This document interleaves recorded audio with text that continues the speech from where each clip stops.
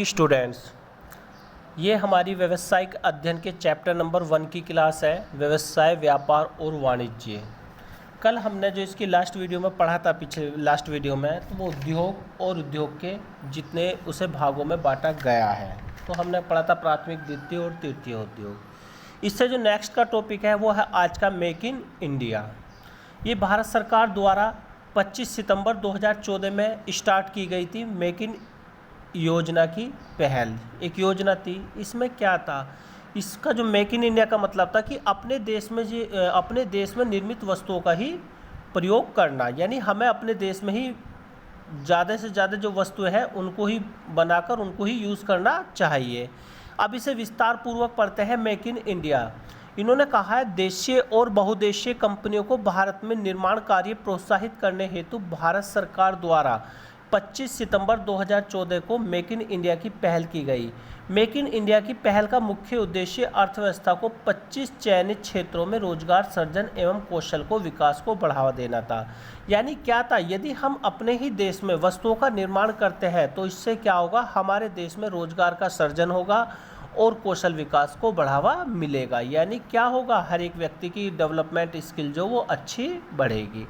Make in India निम्नलिखित 25 क्षेत्रों पर ध्यान केंद्रित करती है। सबसे पहले मेक इन इंडिया में क्या दिखाया गया है, ऑटोमोबाइल, यानी हमें ऑटोमोबाइल का काम वो करना है। उसके ऑटोमोबाइल के कल पुर्जे यू करा, विमानक, जैव प्रौद्योगिकी, रसायन, विनिर्माण, रक्षा, विद्युत, मशीनरी, इलेक्ट्रॉनिक यंत्र, खाद्य संस्करण, प्रसंस्करण, सूचना प्रौद्योगिकी एवं व्यापार प्रक्रिया प्रबंधन।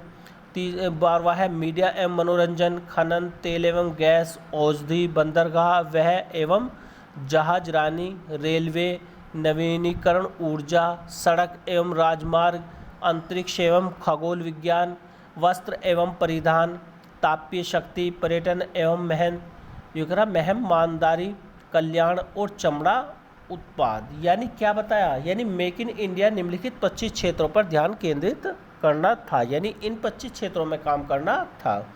इससे नेक्स्ट टॉपिक है बेटा वाणिज्य। इंग्लिश में इसे कहते हैं कॉमर्स। मैंने अभी आपको जिस दिन मैंने आपको बताया कि कॉमर्स क्या है। कॉमर्स बेटा वाणिज्य जो है, व्यापार और व्यापार के सहायक को मिलाकर वाणिज्य का निर्माण हुआ है। वाणिज्य में क्या चीज़ आती है, व्यापार प्लस व्यापार के सहायक। अब व्यापार क्या है, मैंने तुम्हें कई बार बताया बेटा, लास्ट वीडियो में भी कई बार व्यापार के बारे में डिस्कस हुआ है कि लाभ कमाने के उद्देश्य से जो व्यक्ति द्वारा आर्थिक क्रियाएं की जाती हैं वे क्या है, ये आर्थिक क्रियाएं की जाती है वो व्यापार कहलाता है। या लाभ कमाने के उद्देश्य से जो भी कार्य किया जाता है उसे हम व्यापार कहते हैं। दूसरा, व्यापार के सहायक, यानी व्यापार के सहायक में क्या आता है, जो व्यापार में हमारी सहायता करते हैं, जैसे विज्ञापन, परिवहन, टेलीफोन, ये आदि जो सब चीज़ हमारी, ये क्या है, ये इसके व्यापार के सहायक है। अब इसे विस्तार पूर्वक देखते हैं। वाणिज्य के अंतर्गत दो तरह की क्रियाओं को शामिल किया जाता है। प्रथम क्रिया है जो माल को बिक्री विनिमय में प्रयुक्त की जाती है और इन क्रियाओं को व्यापार किया जाता है। द्वितीय वे क्रियाएं अनेक प्रकार की सेवाएं जो व्यापार में सहायता प्रदान करती है। इन्हीं सेवाओं या व्यावसायिक सहायक क्रियाओं को कहा जाता है। इन क्रियाओं के अंतर्गत बैंकिंग, परिवहन, दूरसंचार, बीमा, विज्ञापन, पैकेजिंग एवं गोदाम व्यवस्था आदि को सम्मिलित किया जाता है। देखो, मैंने आपको पहले ही बताया था कि इसमें दो प्रकार की क्रियाएं की जाती है। एक तो जो माल को बिक्री या विनिमय के प्रयुक्त की जाती है, इन क्रियाओं को व्यापार कहा जाता है। द्वितीय वे अनेक प्रकार की क्रियाएं जो व्यापार में सेवाएं या जो सेवाएं जो व्यापार को सहायता प्रदान करती है, उन्हें सेवाओं को व्यवसाय में सहायक क्रिया कहा जाता है। इन क्रियाओं के अंतर्गत बैंकिंग, परिवहन, दूरसंचार, बीमा, विज्ञापन, पैकेजिंग एवं गोदाम आदि की व्यवस्था को सम्मिलित किया जाता है। यही क्या है बेटा, इसी को हम वाणिज्य कहते हैं। वे आगे थोड़ा सा और पढ़ लेते हैं। वाणिज्य का कार्य उपभोक्ता और उत्पादक के मध्य आवश्यक कड़ी के रूप में कार्य करना है। इसके अंतर्गत वे समस्त क्रियाएं सम्मिलित होती हैं जो वस्तु और सेवाओं के बिना बाधा लेन देन को बनाए रखने की जरूरत होती है। अतः वाणिज्य को इस रूप में परिभाषित किया जा सकता है कि वे क्रियाएं होती हैं जो विनिमय के मार्ग में आने वाली बाधाओं को दूर करती हैं। विनिमय के मार्ग में आने वाली बाधाओं को व्यापार दूर करता है। जिसका कार्य जिसका कार्य वस्तुओं को उत्पादक से लेकर उपभोक्ता तक पहुंचाना होता है। यानी हम शॉर्ट में ही कहवें तो इसे क्या कह सकते हैं, व्यापार और व्यापार के सहायक को हम वाणिज्य कहते हैं।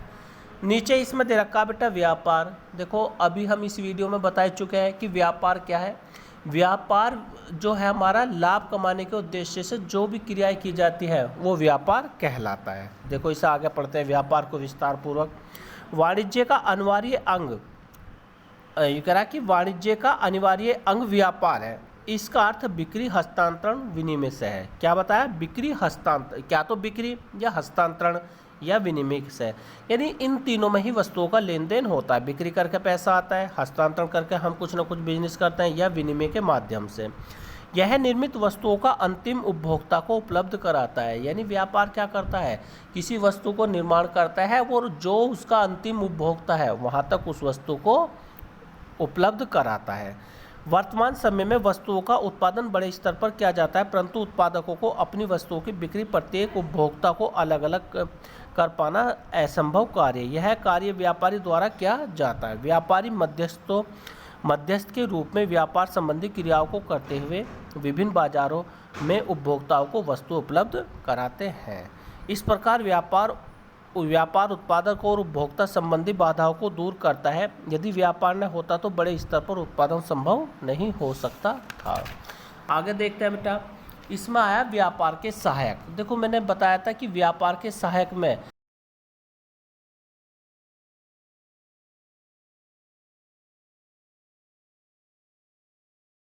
यानी व्यापार में सहायता प्रदान करने वाली क्रियाओं को व्यापार का सहायक भी कहा जाता है। उद्योग व व्यापार में सहायक होने के कारण इन क्रियाओं को सेवाएं भी कहा जाता है। जैसे क्या, बैंकिंग, बीमा, परिवहन, भंडारण तथा विज्ञापन आदि व्यापार के सहायक कार्य कहलाते हैं।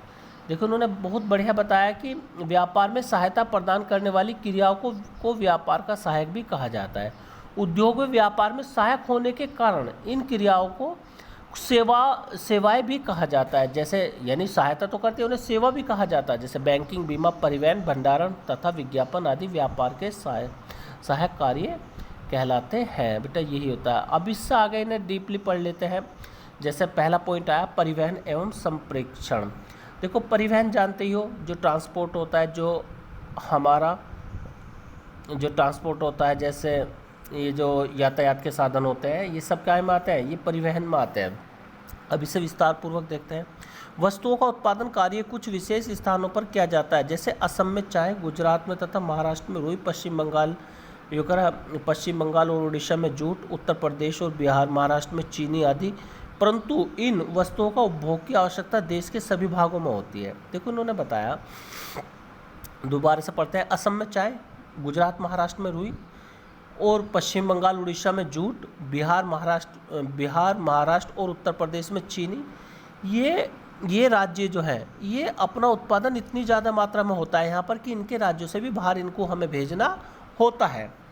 अब इन्हें भेजेंगे कैसे हम, क्या तो पानी के जहाज़ द्वारा भेजेंगे या सड़क यातायात के द्वारा भेजेंगे, और वर्तमान में तो क्या है, रेल परिवहन के द्वारा भी, वो वायु परिवहन के द्वारा भी इसे हम भेज सकते हैं।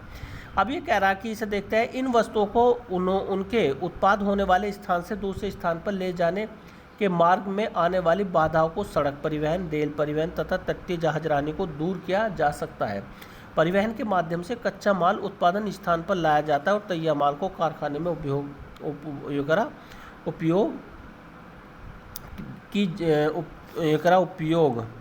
उपयोग की जगह तक ले जाया जाता। परिवहन के साथ साथ संप्रेषण संसाधनों की भी जरूरत होती है, जिसके द्वारा उत्पादक, व्यापारी, उपभोक्ता एक दूसरी सूचनाओं को आदान प्रदान सरलता से कर सके। इसलिए डाक और टेलीफोन सेवा भी व्यापारिक गतिविधियों की सहायक मानी जाती है।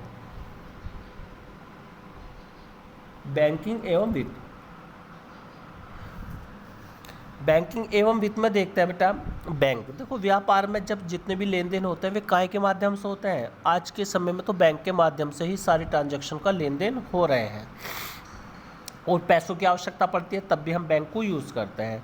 देखो इसे पढ़ता है, पूंजी के अभाव में व्यापार का संचालन असंभव है। यानी कि यदि हमारे व्यापार में पूंजी की कमी है तो हम व्यापार को सही प्रकार से नहीं चला सकते, क्योंकि कच्चे माल को क्रय करने तथा रोजाना के खर्चा पूरा करने के लिए धन की जरूरत होती है। व्यापारी इसके लिए आवश्यक धनराशि बैंक से उधार ले सकते हैं। बैंक व्यवसाय की वित्त संबंधी समस्याओं को समाधान करके व्यापारियों की मदद करता है। इससे नेक्स्ट टॉपिक है बेटा बीमा, इंश्योरेंस। इंग्लिश में क्या कहते हैं? इंश्योरेंस। एक व्यापारी, ये कह रहा है व्यापार में विभिन्न प्रकार के खतरे होते हैं। क्या होता है? एक खतरे बने रहते हैं, कारखाने की इमारत, मशीन, फर्नीचर आदि को आग लग जाना, चोरी हो जाना। दूसरे खतरों से बचाने की जरूरत होती है। तो माल तथा अन्य वस्तुएं गोदाम में रखी हो तो अथवा मार्ग से जा रही हो तो उनके खोने तथा क्षतिग्रस्त होने का डर सदा बना रहता है। कंपनी में कार्य करने वाले कर्मचारियों की दुर्घटना या व्यावसायिक जोखिम से सुरक्षा करना आवश्यक होता है। एक साधारण सी प्रीमियम राशि का भुगतान करके बीमा कंपनी से नुकसान की राशि एवं दुर्घटना लगने वाली शारीरिक चोट की क्षतिपूर्ति की जा सकती है। तो यानी क्या हमारे उसमें व्यवसाय में जो खतरे या जो बाधाएं होती है तो उन समस्याओं को हम क्या करते हैं, इंश्योरेंस कंपनी में इंश्योर करा देता है। यदि वे समस्या होती है तो उसका पैसा जो हमें इंश्योरेंस कंपनी देती है। नेक्स्ट है इसमें भंडारण। भंडारण को बोलते हैं इंग्लिश में स्टोरेज। यानी हमें अपने सामान को जो अतिरिक्त बन जाता है या बिकने के बिना रह जाता है तो उसे हमें अपने भंडार गृह में रखना होता है। यह भी व्यापार के सहायक में आता है। देखो अब इसे विस्तार पूर्वक पढ़ते हैं। ज़्यादातर माल के उत्पादन के तुरंत बाद ही उनका उपयोग अथवा विक्रय नहीं होता। उनका विक्रय आवश्यकता अनुसार करने के लिए उन्हें गोदामों में सुरक्षित रखा जाता है। माल को नुकसान से बचाने के लिए उसकी सुरक्षा करनी जरूरी होती है। इसी कारण उसको सुरक्षित संग्रहित करने के लिए विशेष व्यवस्था की जाती है। भंडारण व्यावसायिक इकाइयों के संग्रहण की समस्या का समाधान करने में मदद प्रदान करता है। आवश्यकता अनुसार वस्तुओं की उपलब्धता को सुगम बनाता है। वही है मैंने बताया कि यदि हमारा सामान कोई बिकने बिना रह जाता है या उत्पादन एक अधिक मात्रा में हो जाता है तो हम उस सामान को अपने भंडार गृह में सुरक्षित रख देते हैं। वस्तु की निरंतर आपूर्ति और माध्यम से मूल्य को उचित स्तर पर रखा जा सकता है। यदि हमें अपने वस्तु का मूल्य स्थायी रखना है या ऊपर नीचे अपने हिसाब से बेचना है तो हमें भंडार गृह की आवश्यकता पड़ती है। इससे नेक्स्ट है बेटा इसमें विज्ञापन। देखो विज्ञापन आप जानते हैं एडवर्टाइज भी व्यापार की एक जान होती है, क्योंकि विज्ञापन जितना अच्छा होगा उतना ही व्यापार की गुडविल और ख्याति बढ़ती है। यानी व्यापार उतना ही तरक्की करता है। देखो विज्ञापन वस्तुओं की बिक्री के प्रमुख तरीकों में से एक है। विशेष रूप से विज्ञापन उपभोक्ताओं को सीधी पहुंच वाली वस्तु जैसे इलेक्ट्रॉनिक वस्तुएं, स्वचालित वाहन, साबुन, डिटर्जेंट पाउडर आदि के लिए अत्यंत महत्वपूर्ण है। इन वस्तुओं में ज़्यादातर निर्माण एवं बाजार आपूर्ति विभिन्न छोटे छोटे बड़े उद्योगों द्वारा की जाती है। उत्पादकों और व्यापारियों को प्रत्येक उपभोक्ता से निजी रूप में से मिलना संभव नहीं होता, क्योंकि एक व्यापारी अपने सभी उपभोक्ताओं से नहीं मिल सकता, तो वो विज्ञापन करके देश के हर एक क्षेत्र में उस वस्तु के बारे में अपना प्रचार कर सकता है। बिक्री को बढ़ाने के लिए वस्तु और विशेषताओं और मूल्य की सूचना उपभोक्ता तक पहुंचानी जरूरी होती है। इसके अतिरिक्त अपनी वस्तुओं को अन्य प्रतियोगी वस्तुओं के सामने गुणवत्ता जताना भी आवश्यक होता है। उपभोक्ता यानी अपनी वस्तुओं को दूसरी वस्तुओं के सामने अच्छी विशेषता प्रस्तुत करना होता है। इस प्रकार ग्राहकों को अपने उत्पाद के लिए लुभाने और खरीदने के लिए उत्साहित करने हेतु विज्ञापन आवश्यक है। वस्तुतः विज्ञापन बाजार में उपलब्ध वस्तुओं के विषय में सूचना प्रदान करने और उपभोक्ताओं को उस वस्तु विशेष खरीदने के लिए तत्पर करने हेतु सहायता प्रदान करता है। ये वीडियो बेटा यहीं समाप्त होती है। इसे ध्यानपूर्वक पढ़ना, रीडिंग करना, और यदि कोई प्रॉब्लम होती है तो आप मुझसे फ़ोन कर पूछ सकते हैं। ओके।